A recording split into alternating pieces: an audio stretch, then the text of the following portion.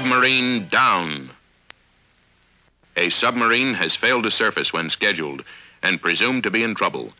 The operations officer checking the operations board finds that her surfacing report is now 15 minutes overdue. This is serious.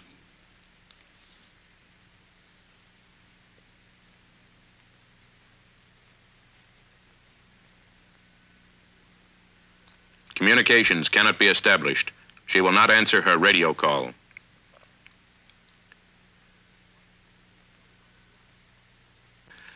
The squadron commander is notified at once so that immediate and energetic steps can be taken to come to her aid by a complex network of ships, aircraft, and shore stations.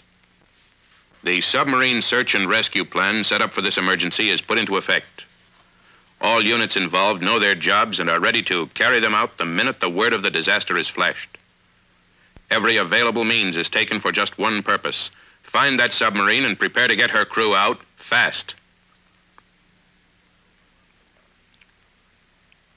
But meanwhile, what about the men in the submarine? What can they do? There are two chief means of escape from a sunken submarine: individual, SEA,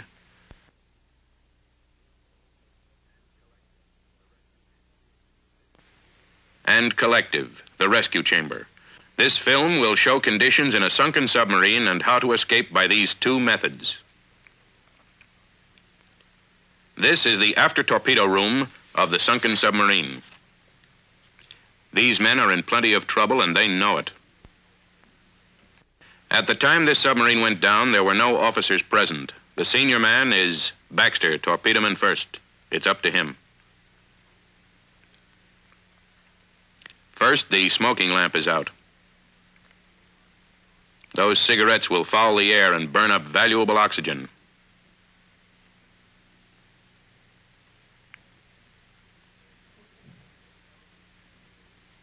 Next, there's no immediate danger, so the sensible thing is to sit down and be quiet while Baxter checks all angles of the situation.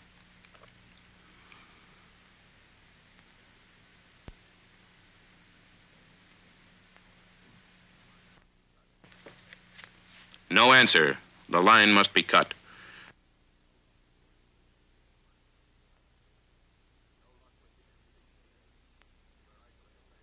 No luck with the MC either.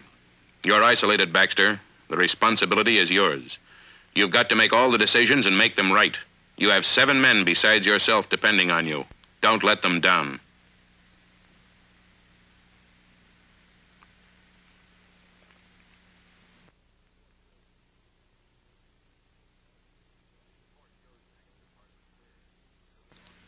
The port shows the next compartment clear, so the door can be undogged and one man sent forward to check conditions, while Baxter, considering all factors involved, feels it advisable to release the marker buoy. Under poor weather and sea conditions, or if their position were not known, rather than releasing the buoy, the men would attract attention by sending up oil slugs, floating debris, sea markers, and flares, and by tapping on the hull, especially at night when the searchers rely on their sound gear.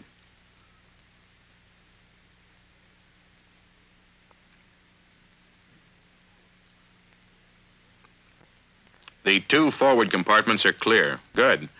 That's more air available.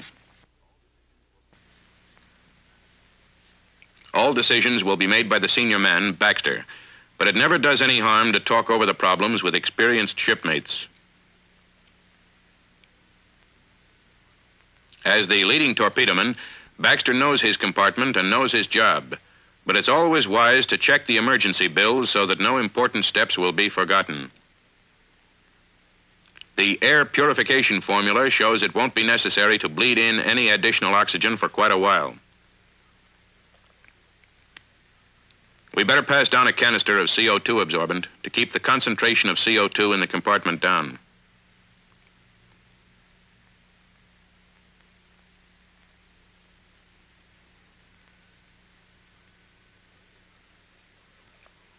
The instructions say to spread this on a mattress cover laid on a lower bunk. CO2 is heavier than air, so keep the absorbent down low.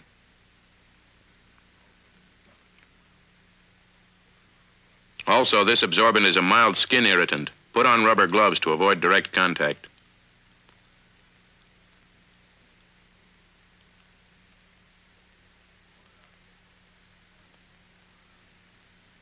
out carefully to prevent powdering.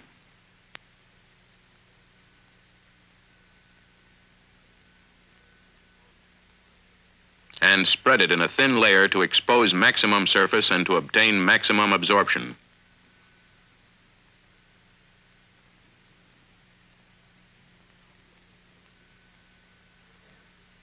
Now the escape bill.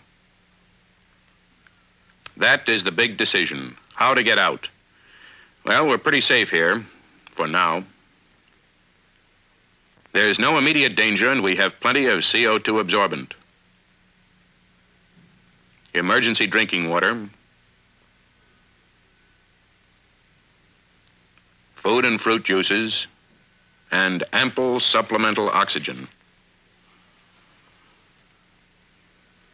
It looks like the smartest move is to do nothing. Just sit here and wait. All right, men. You're all experts at grabbing sack time. Now is the time to prove it. Just lie down and take it easy. We're going to stand fast right here until they come and get us with the rescue chamber. No unnecessary chatter, no unnecessary moving around. If you want water or chow, see me. One man should stay awake and listen for the ASR. And that's all there is to it. These men have made a wise decision. Escape by the rescue chamber is the safest, surest way. No danger from drowning, from exposure, or from having no vessel to pick up survivors. No chance of oxygen poisoning or decompression sickness. Whenever there is a choice, take these 3 basic precautions. Keep the air as pure as possible, keep the men resting and quiet, and then wait for the rescue chamber. But in the forward torpedo room, it's a different story. They have a chlorine leak. Salt water has reached the batteries and a ruptured seam is allowing deadly chlorine gas to seep into the compartment. We can't stop the leak. Break out the SEAs and pass them around to all hands.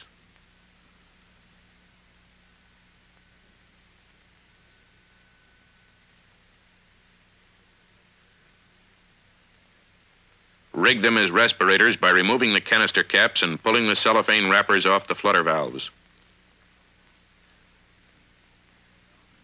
Get those mouthpieces between the teeth. Open the neck valves and pull those goggles over your eyes. Those SEAs and those goggles have containers of soda lime which will filter out the chlorine to protect your lungs and eyes. Let's get that buoy up next.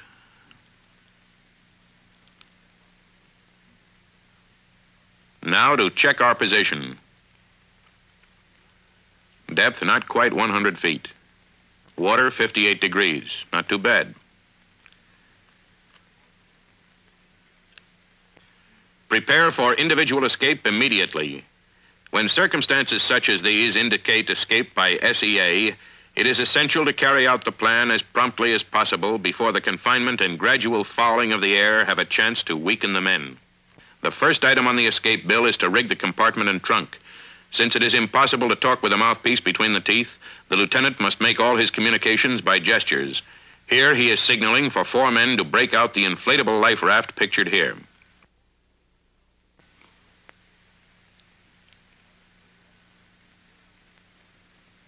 Other men pass emergency gear up into the trunk. Buoy and ascending line.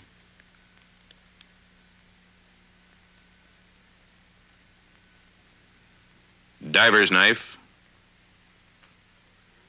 battle lantern, hand tools and spare SEAs. The 225-pound air supply valves are unlocked and tested.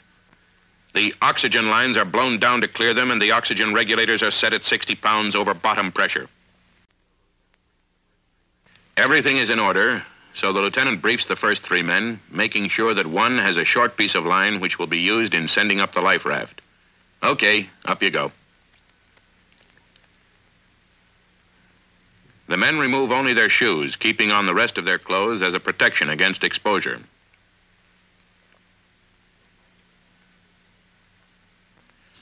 The life raft package is passed up into the trunk and is pushed over to one side.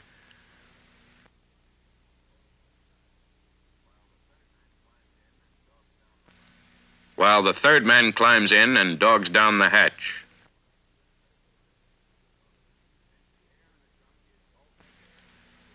Since the air in the trunk is also contaminated with chlorine, the 225-pound air supply is opened to ventilate the trunk to the forward torpedo room.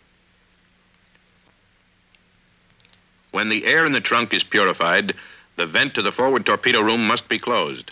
Then the mouthpiece and goggles may be removed since the SEAs are no longer needed as respirators. But that canister cap must be replaced because the SEAs will next be used as escape lungs.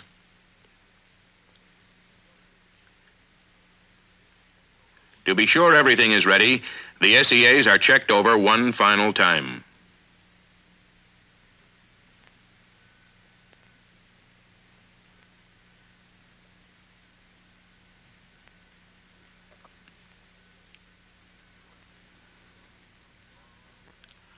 One man undogs the trunk door all the way, but that door can't be opened yet. Outside sea pressure is holding it sealed tight.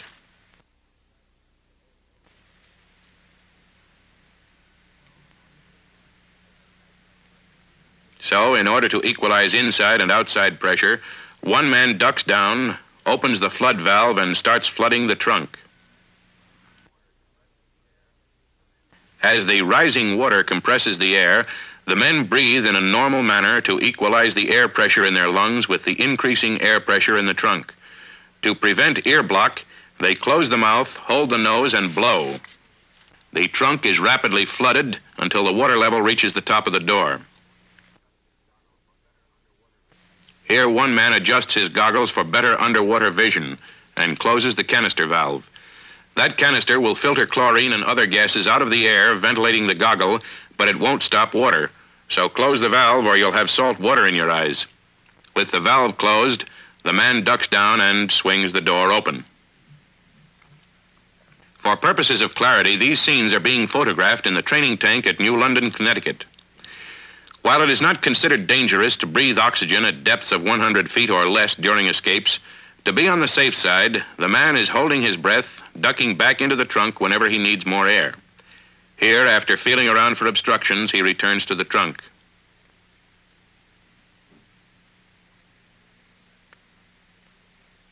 During this period, the trunk may be ventilated with the 225-pound air supply to keep the air respirable.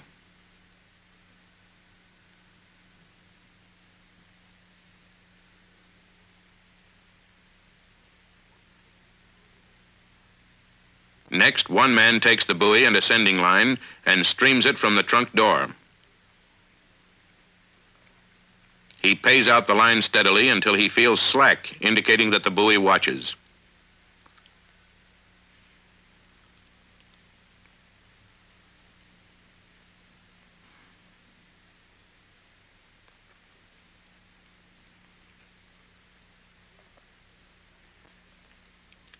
He then returns to get the diver's knife, which was stowed in the trunk at the beginning of the escape.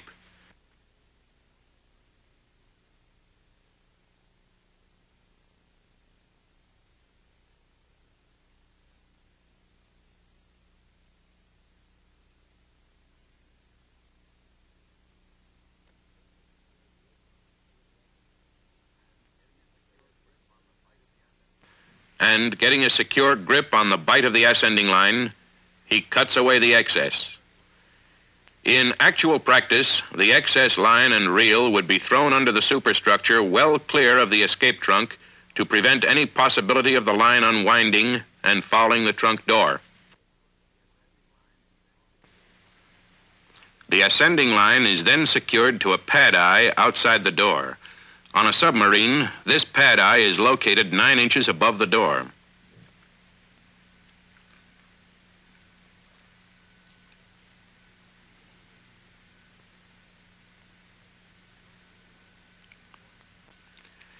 During this time, the man is buoyant, so he must take care not to float away.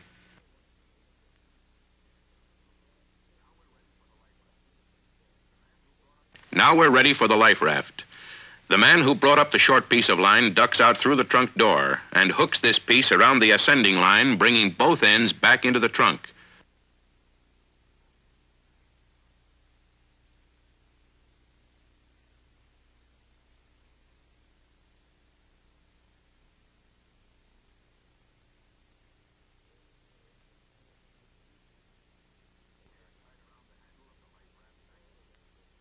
tied around the handle of the life raft package.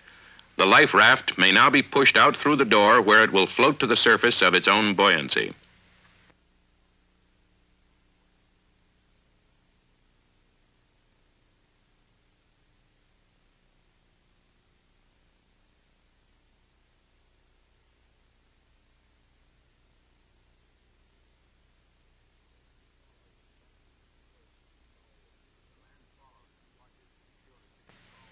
The man follows and watches to be sure it didn't foul the superstructure.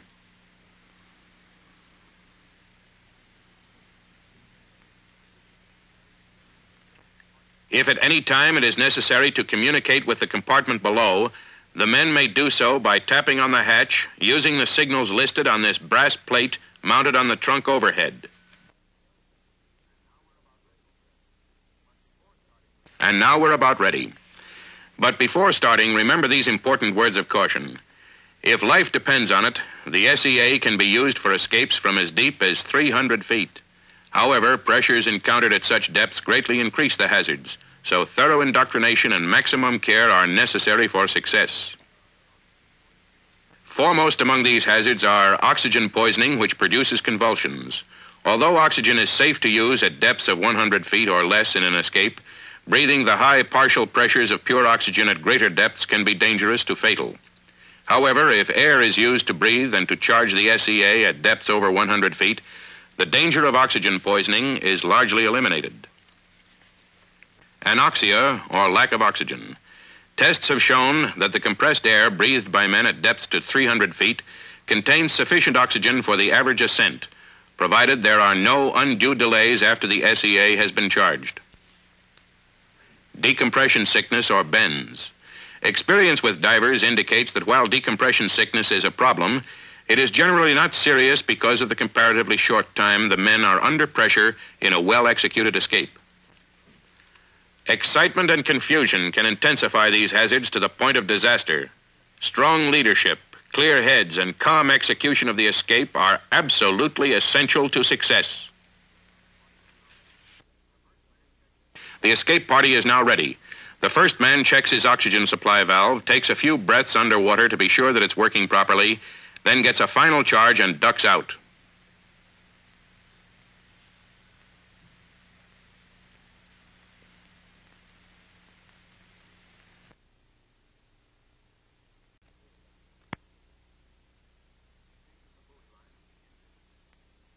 He seizes the buoy line and begins his escape.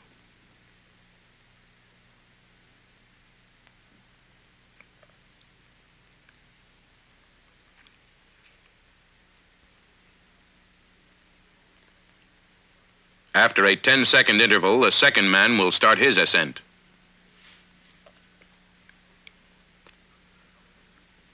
Escape with an SEA is not difficult if a few simple rules are strictly followed. Grasp the line with your fingers locked outside and your thumbs inside the line. This way, if the line is lost, it will probably stay inside your encircled arms.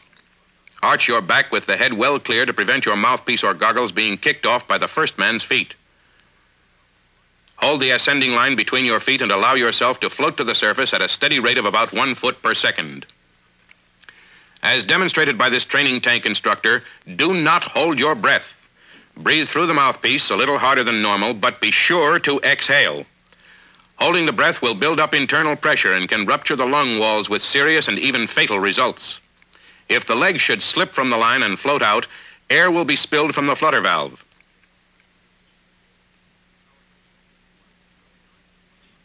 However, the SEA will again work correctly when a vertical position has been regained, although there is some danger of anoxia if too much air is lost.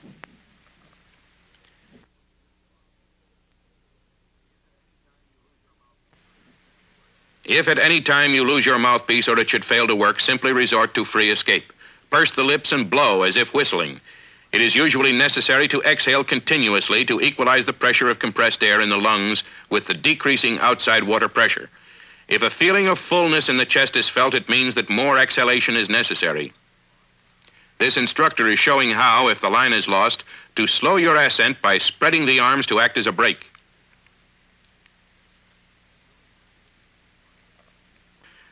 To return to the escape party, when the last man is ready to leave, he taps on the hatch to signal to the men below that the trunk is empty.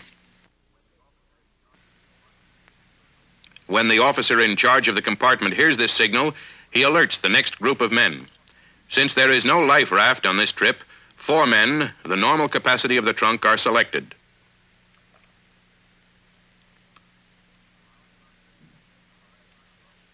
Allowing about 30 seconds for the last man above to be clear, the trunk door is closed from below.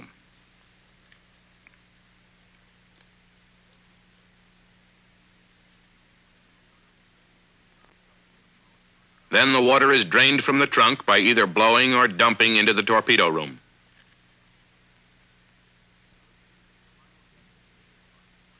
The lieutenant makes a final check of the escape party.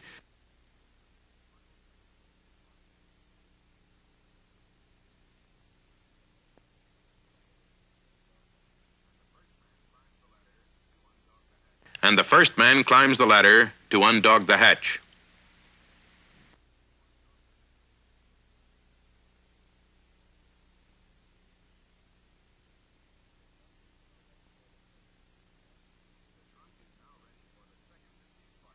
The trunk is now ready for the second escape party.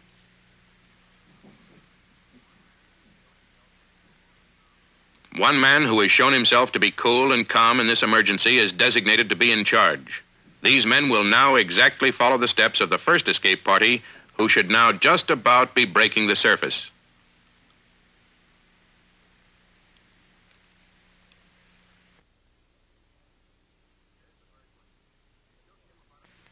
There's the first one. It took him about a minute and a half to come up that line. And, of course, between his lungs and the SEA, he had plenty of oxygen.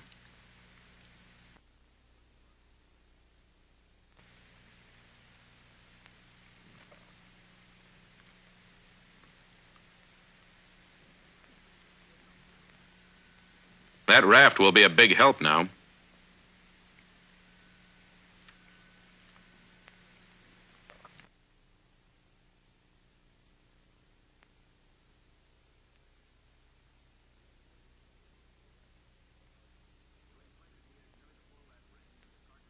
To inflate it, he has merely to pull that ring, and the cartridges of compressed CO2 will do the rest.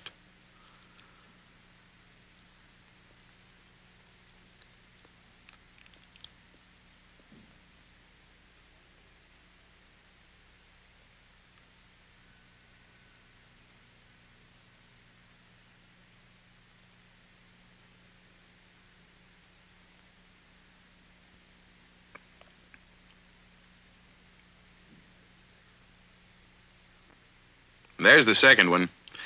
Now the big thing is to get together and stay together.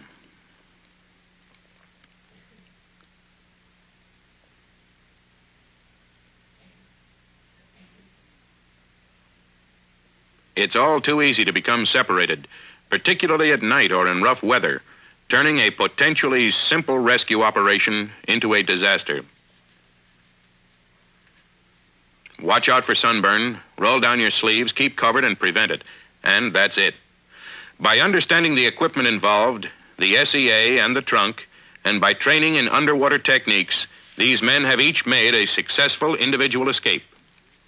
This film has presented submarine rescue from the submariner's point of view. When there's no need for emergency action, follow the provisions of the Air Purification Bill. Stay quiet and wait for the arrival of the rescue chamber.